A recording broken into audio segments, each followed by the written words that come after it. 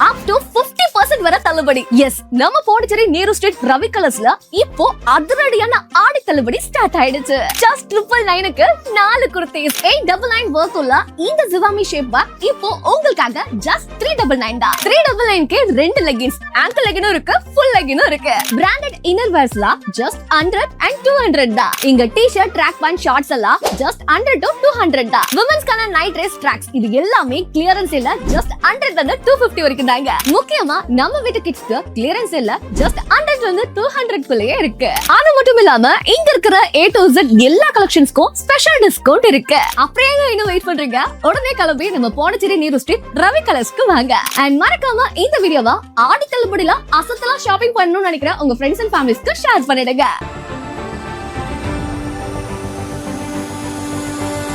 Build a 5-star career with Aditya's Institute of Hotel Management. Step into the world of hospitality. Train at Aditya's. Work across the world. Turn your passion into profession. From classrooms to global careers. Learn, lead, and succeed. Aditya's Institute of Hotel Management. Ariyangapam Puducherry. Your passport to a global hospitality career. வணக்கம். முக்கிய செய்திகள். August 24ஆம் தேதி கூடுகிறது புதுச்சேரி சட்டசபை. முதலமைச்சர் ரங்கசாமி முழுமையான பட்ஜெட்டை தாக்கல் செய்ய உள்ளதாக தற்காலிக சபாநாயகர் அன்பழகன் தகவல். மத்திய உள்துறை அமைச்சர் அமித்ஷா புதுச்சேரி வருகை. கோரிமேடு காவலர் மைதானத்தில் முன்னேற்பாடுகள் குறித்து ஆளுநர் நேரில் ஆய்வு. பிள்ளைத்தோட்டம் அருள்மிகு ஸ்ரீ ஆனந்த முத்துமாரியம்மன் ஆலய தேர் திருவிழா. திரளான பக்தர்கள் வடம் பிடித்து எடுத்து வழிபாடு. மத்திய அமைச்சர் வருகை எதிரொலி. 2 நாட்களுக்கு புதுச்சேரியில் ட்ரோன்கள் பறக்க தடை விதித்து ஆட்சியர் உத்தரவு. இனி விரிவான செய்திகள். புதுச்சேரி சட்டசபையில் 24ஆம் தேதி முழுமையான பட்ஜெட்டை முதலமைச்சர் ரங்கசாமி தாக்கல் செய்ய உள்ளதாக தற்காலிக சபாநாயகர் அன்பழகன் தெரிவித்துள்ளார். புதுச்சேரி சட்டசபையில் ஆண்டுதோறும் மார்ச் மாதம் பட்ஜெட் தாக்கல் செய்யப்படுவது வழக்கம். நடப்பாண்டில் சட்டசபை தேர்தல் குறுக்கிட்டதால் முழுமையான பட்ஜெட் தாக்கல் செய்யப்படவில்லை. அதற்கு பதிலாக பிப்ரவரி மாதம் 5 மாத செலவினங்களுக்கு 5396 கோடிக்கு இடைக்கால பட்ஜெட்டை முதலமைச்சர் ரங்கசாமி தாக்கல் செய்தார். இடைக்கால பட்ஜெட் ஆகஸ்ட் மாதத்துடன் முடிவு பெறும் நிலையில் முழுமையான பட்ஜெட்டை தாக்கல் செய்ய வேண்டும். இதற்காக 14300 கோடி பட்ஜெட்டுக்கு மத்திய அரசின் ஒப்புதலும் பெறப்பட்டது. அதே நேரத்தில் புதுச்சேரி அமைச்சரவையில் அமைச்சர்களுக்கான இலாக்காக்கள் ஒதுக்குவதில் இழுபறி நீடித்தது. இதனால் பட்ஜெட் கூட்டத்தொடரை உடனடியாக கூட்ட முடியாமல் தாமதம் ஏற்பட்டது. தற்போது இலாக்கா விவகாரம் சுமூகமாக முடிவடைந்துள்ள நிலையில் அரசு முழுமையான பட்ஜெட்டை தாக்கல் செய்ய திட்டமிட்டுள்ளது. இதுகுறித்து தற்காலிக சபாநாயகர் அன்பழகன் செய்தியாளர்களிடம் கூறுகையில், 16வது புதுச்சேரி சட்டசபையின் முதற்கூட்டம் மே மாதம் 20ஆம் தேதி நடைபெற்றது என்றும் அன்றைய தினம் புதிதாக சட்டசபைக்கு தேர்ந்தெடுக்கப்பட்ட உறுப்பினர்கள் உறுதிமொழி எடுத்துக் கொண்ட பின் பேரவை ஒத்திவைக்கப்பட்டதாக குறிப்பிட்டார். தற்போது மீண்டும் சட்டசபை வருகிற 24ஆம் தேதி காலை 9:30 மணிக்கு கூட்டப்பட உள்ளதாகவும் அன்றைய தினம் ஆளுநர் சட்டப்பேரவையில் உரையாற்றுவார் என அவர் தெரிவித்தார். பிற்பகல் 3 மணிக்கு நிதித்துறை பொறுப்பு வகிக்கும் முதலமைச்சர் 2026-27ஆம் ஆண்டிற்கான நிதிநிலை அறிக்கையை தாக்கல் செய்வார் என்று அவர் தெரிவித்தார். ஆளுநர் உரை, முதலமைச்சரின் பட்ஜெட் உரை ஆகியவை உள்ளூர் தொலைக்காட்சி மற்றும் யூடியூப், முகநூல், எக்ஸ்தலம் போன்ற வலைதளங்களில் நேரடியாக ஒளிபரப்பு செய்யப்படும் என்றும் அவர் குறிப்பிட்டார். சட்டசபை நடைபெறும் நாட்கள் குறித்து அலுவல் ஆய்வுக்குழு கூடி முடிவு செய்யும் என்று கூறிய அவர், அரசியல் சாசன சட்டப்படி சபாநாயகர் தேர்தலும் நடைபெறும் என்று கூறினார். ஆகஸ்ட் மாதம் 24ஆம் தேதி அன்று காலை 9:30 மணிக்கு கூட்டப்படுகிறது. அன்றைய தினம் மாண்புமிகு துணைநிலை ஆளுநர் அவர்கள் 9:30 மணிக்கு சட்டப்பேரவையில் உரையாற்றுவார். அதன் பிறகு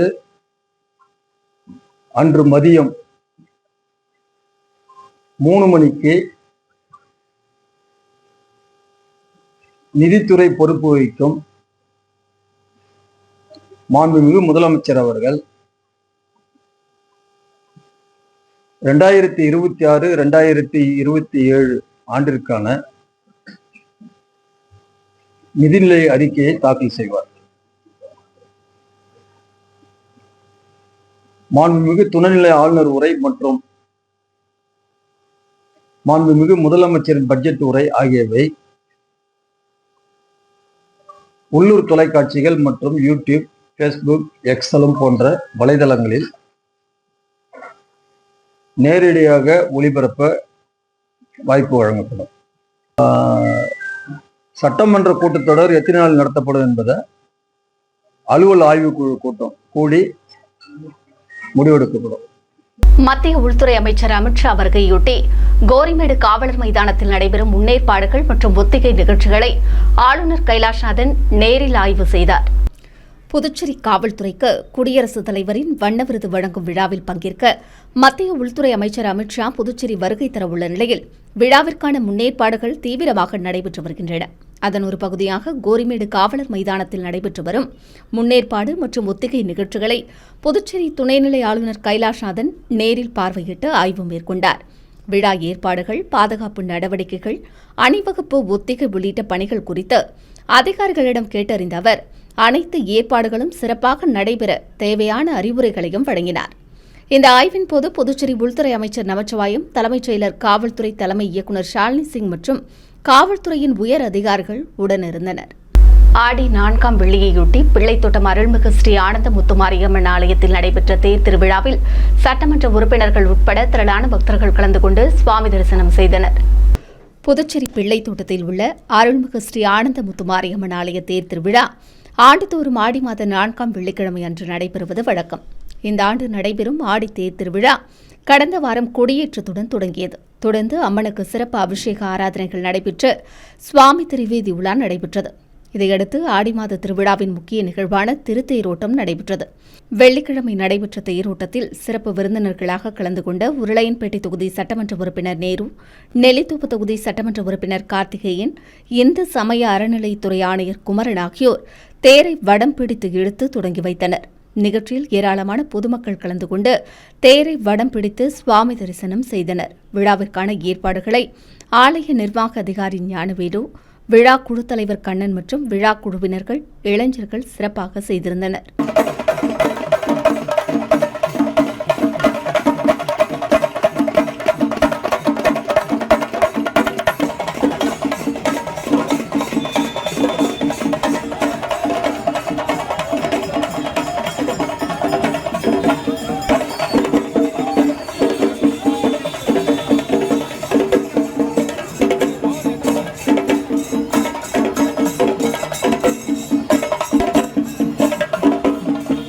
மத்திய அமைச்சர் வருகையொட்டி புதுச்சேரியில் 2 நாட்களுக்கு ட்ரோன்கள் பறக்க தடை விதித்து மாவட்ட ஆட்சியர் குலோத்துங்கன் உத்தரவிட்டுள்ளார். இதுகுறித்து புதுச்சேரி மாவட்ட ஆட்சியர் குலோத்துங்கன் பிறப்பித்துள்ள உத்தரவில் மத்திய உள்துறை அமைச்சர் அமித்ஷா 8 மற்றும் 9ஆம் தேதிகளில் புதுச்சேரிக்கு வரவுள்ள நிலையில் தேவையான பாதுகாப்பு ஏற்பாடுகள் மேற்கொள்ளப்பட்டு வருவதாகவும், மத்திய உள்துறை அமைச்சரின் வருகையின் போது புதுச்சேரியில் பாதுகாப்பை பலப்படுத்தும் பொருட்டு உழவர்கரை நகராட்சிக்குட்பட்ட பகுதிகளை பறக்க தடைமண்டலமாக அறிவிக்கப்பட்டுள்ளதாக தெரிவித்துள்ளார். 8 மற்றும் 9ஆம் தேதிகளில் ட்ரோன்கள், ஆளில்லா வான்வழி வாகனங்கள் உட்பட எந்தவொரு வான்வழி பறக்கும் சாதனங்களையும் இயக்குவதற்கு தடை விதிக்கப்பட்டுள்ளதாகவும், உத்தரவை மீறினால் கடுமையான நடவடிக்கை எடுக்கப்படும் என்றும் அவர் குறிப்பிட்டுள்ளார். தமிழக முன்னாள் முதலமைச்சர் கலைஞர் கருணாநிதியின் நினைவு நாளையொட்டி அவரின் திருவுருவப் படத்திற்கு முதலமைச்சர் ரங்கசாமி மற்றும் தற்காலிக சபாநாயகர் அன்பழகன் ஆகியோர் மலர் தூவி அஞ்சலி செலுத்தினர். தமிழக முன்னாள் முதலமைச்சர் கலைஞர் கருணாநிதியின் 8ஆம் ஆண்டு நினைவு தினம் புதுச்சேரி மாநில அரசு சார்பில் அனுசரிக்கப்பட்டது. இதையொட்டி கடற்கரை சாலையில் உள்ள நகராட்சி கட்டிடத்தில் அலங்கரித்து வைக்கப்பட்டிருந்த கலைஞர் கருணாநிதியின் திருவுருவப் படத்திற்கு முதலமைச்சர் ரங்கசாமி, தற்காலிக சபாநாயகர் அன்பழகன் மற்றும் அமைச்சர்கள், என்ஆர் காங்கிரஸ், திராவிட முன்னேற்றக் கழக சட்டமன்ற உறுப்பினர்கள் மலர் தூவி மரியாதை செலுத்தினர். உலக தாய்ப்பால் ஊக்குவிப்பு வார விழாவில் மகளிர் மற்றும் குழந்தைகள் மேம்பாட்டுத்துறை அமைச்சர் சிவக்கொழுந்து கலந்து கொண்டு சிறப்புரையாற்றினார். மாவட்ட ஆசிரியர் பயிற்சி மையம் மற்றும் ஒருங்கிணைந்த குழந்தைகள் வளர்ச்சி திட்டம், ஸ்ரீ அன்னை நுகர்வோர் பாதுகாப்பு அமைப்பு இணைந்து உலக தாய்ப்பால் ஊக்குவிப்பு வார விழாவை நடத்தியது. லாஸ்பேட்டையில் உள்ள மாவட்ட ஆசிரியர் பயிற்சி மையத்தில் நடைபெற்ற விழாவில் குழந்தை வளர்ச்சி திட்ட அதிகாரி நிர்மலா தேவி வரவேற்புரையாற்றினார். மாவட்ட ஆசிரியர் பயிற்சி மைய முதல்வர் ராதாகிருஷ்ணன் தலைமை உரையாற்றினார். சிறப்பு அழைப்பாளராக குடிமைப்பொருள் வழங்கல் மற்றும் நுகர்வோர் விவகாரங்கள் துறை மற்றும் சமூக நலத்துறை அமைச்சருமான சிவக்குழுந்து கலந்து கொண்டு சிறப்புரையாற்றினார். குழந்தைகள் மருத்துவமனை முதன்மை மருத்துவர் டாக்டர் முரளி கருத்தரங்க நோக்க உரையாற்றினார். மேலும் உலக தாய்ப்பால் ஊக்குவிப்பு வார விழாவையொட்டி வினாடி வினா மற்றும் குழு விவாதங்கள் நடைபெற்றன. விழாவில் சப்தகிரி அறக்கட்டளை பொறுப்பாளர் ரமேஷ் மற்றும் செவிலிய கல்லூரி பேராசிரியர் சித்ரா, இணை ஒருங்கிணைப்பாளர் திருநாவுக்கரசு, தேசிய நல்லாசிரியை திலகவதி உள்ளிட்ட பலர் கலந்து கொண்டனர். புதுச்சேரியில் ஒருங்கிணைந்த அரசு தேர்வுகளின் தற்காலிக அட்டவணை வெளியிடப்பட்டுள்ளது. இதுகுறித்து தலைமைச் செயலக தேர்வாணைய கட்டுப்பாட்டு அதிகாரி பங்கஜ்குமார் ஜா வெளியிட்டுள்ள அறிவிப்பில், புதுச்சேரி அரசு துறைகளில் உள்ள பணியிடங்களை நிரப்ப அறிவிக்கப்பட்ட ஒருங்கிணைந்த பட்டதாரி நிலைத் தேர்வு அட்டவணை தற்போது வெளியிடப்பட்டுள்ளதாக தெரிவித்துள்ளார். அதன்படி தேர்வுகள் வருகிற 21, 22 மற்றும் 23ஆம் தேதிகளில் நடைபெறும் என்றும் 21ஆம் தேதி காலை 9 மணி முதல் 11 மணி வரை ஸ்டேட்டிக்கல் இன்ஸ்பெக்டர் பணித்தாள் 2, பிற்பகல் 12 மணி முதல் 2 மணி வரை லைப்ரரி இன்ஃபர்மேஷன் அசிஸ்டன்ட் பணி தேர்வு நடைபெறவுள்ளதாக அவர் குறிப்பிட்டுள்ளார். அதேபோல 22ஆம் தேதி காலை 10 மணி முதல் மதியம் 12 மணி வரை வேளாண்மை அலுவலர் உள்ளிட்ட பிரிவுகளுக்கு தேர்வுகள் நடைபெறும் என்றும், பிற்பகல் 2:30 மணி முதல் 4:30 மணி வரை டெக்னிக்கல் ஆபீசர் பணி தேர்வு நடைபெறும் என்றும் குறிப்பிட்டுள்ளார். மேலும் 23ஆம் தேதி காலை 10 மணி முதல் பிற்பகல் 12 மணி வரை அறிவிக்கப்பட்ட அனைத்து 8 வகையிலான பணிக்கும் பொதுவான தாள் 1 தேர்வு நடைபெறும் என்றும் அவர் கூறியுள்ளார். பிற்பகல் 2:30 மணி முதல் மாலை 4:30 மணி வரை யுடிசி பணிக்கு தாள் 2 தேர்வு நடைபெறும் என்றும், தேர்வாளர்கள் விவரங்களுக்கு இணையதளத்தை பார்வையிடலாம் என்றும் அவர் குறிப்பிட்டுள்ளார். மறைந்த தமிழக முன்னாள் முதலமைச்சர் கலைஞர் கருணாநிதியின் 8ஆம் ஆண்டு நினைவு தினத்தையொட்டி திராவிட முன்னேற்றக் கழக மருத்துவர் அணி சார்பில் மருத்துவர் ஆனந்த் ஆரோக்கியராஜ் மலர் தூவி அஞ்சலி செலுத்தினார்.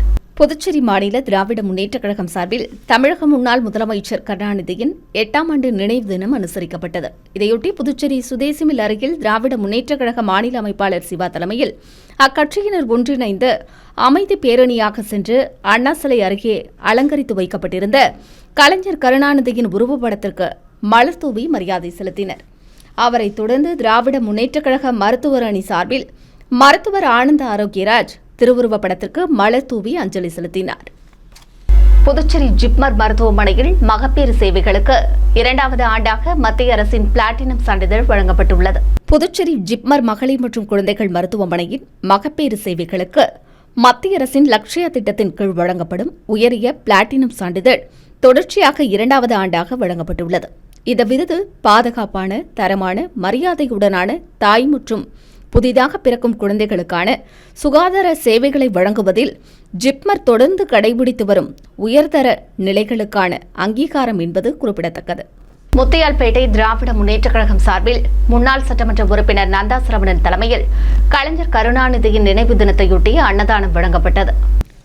முத்தையால்பேட்டை தொகுதி திராவிட முன்னேற்றக் கழகம் சார்பில் தமிழக முன்னாள் முதலமைச்சர் கருணாநிதியின் 8ஆம் ஆண்டு நினைவு தின நிகழ்ச்சி முன்னாள் சட்டமன்ற உறுப்பினர் நந்தா சரவணன் தலைமையில் நடைபெற்றது.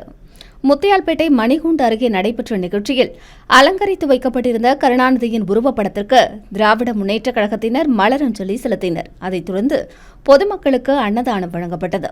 இந்நிகழ்ச்சியில் தொகுதியின் திராவிட முன்னேற்றக் கழக செயலாளர் சௌரிராஜன், அவைத் தலைவர் எழிலன், தொகுதி துணைச் செயலாளர் ரவி, முன்னாள் கவுன்சிலர் தனசேகர், தொகுதி செயற்குழு உறுப்பினர் சண்முகம், மீனவர் அணி தங்கராசு மற்றும் திராவிட முன்னேற்றக் கழக தொண்டர்கள் திரளாக கலந்து கொண்டனர்.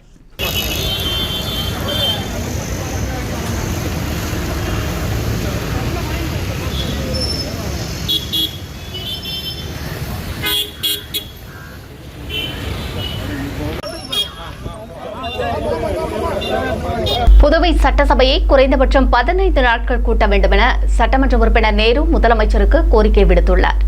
இதுகுறித்து நேய மக்கள் கழக தலைவரும் சட்டமன்ற உறுப்பினருமான நேரு முதலமைச்சரிடம் அளித்துள்ள மனுவில், புதுச்சேரி சட்டசபை தேர்தல் காரணமாகவும் தேர்தல் முடிந்த பின்பு 7 மாதமாக சட்டசபை முடங்கியுள்ளதாகவும் அரசு துறைகள் செயலிழந்து காணப்படுவதாகவும் தெரிவித்துள்ள அவர், நீண்ட இழுபறிக்கு பிறகு தற்போது அமைச்சர்களுக்கு இலாக்காக்கள் ஒதுக்கீடு செய்யப்பட்ட நிலையில் சபாநாயகர், துணை சபாநாயகர் தேர்வு நடைபெறாமல் இருப்பது ஜனநாயகத்தை கேலிக்கூத்தாக்கும் விதமாக உள்ளது என்று கூறியுள்ளார்.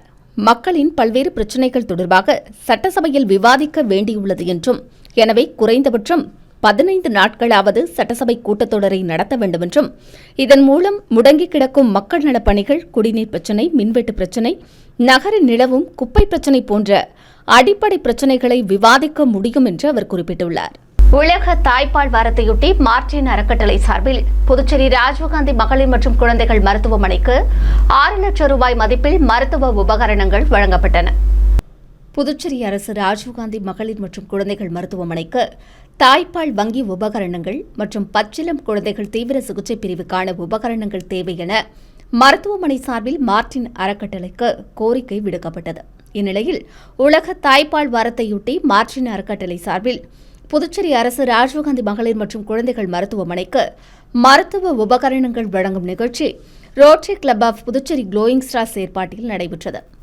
ராஜீவ்காந்தி மகளிர் மற்றும் குழந்தைகள் மருத்துவமனையில் நடைபெற்ற நிகழ்ச்சியில் லட்சிய ஜனநாயக கட்சியின் தலைவரும் காமராஜர் நகர் தொகுதியின் சட்டமன்ற உறுப்பினர் மற்றும் Rotary club of Puducherry glowing ஸ்டார்ஸின் 100வது உறுப்பினருமான ஜோர்ஜ் சார்லஸ் மார்டின் உத்தரவுப்படி 6 லட்சம் மதிப்பிலான தாய்ப்பால் வங்கி மருந்து உபகரணங்கள் மற்றும் குழந்தைகள் தீவிர சிகிச்சை பிரிவுக்கான உபகரணங்கள் மருத்துவமனைக்கு வழங்கப்பட்டது. இதை லட்சிய ஜனநாயக கட்சி நிர்வாக பொதுச் செயலாளரும் Rotary club of Puducherry glowing ஸ்டார்ஸின் நிறுவனரும் பட்டய தலைவருமான ராம்குமார் மருத்துவமனை நிர்வாகத்திடம் வழங்கினார்.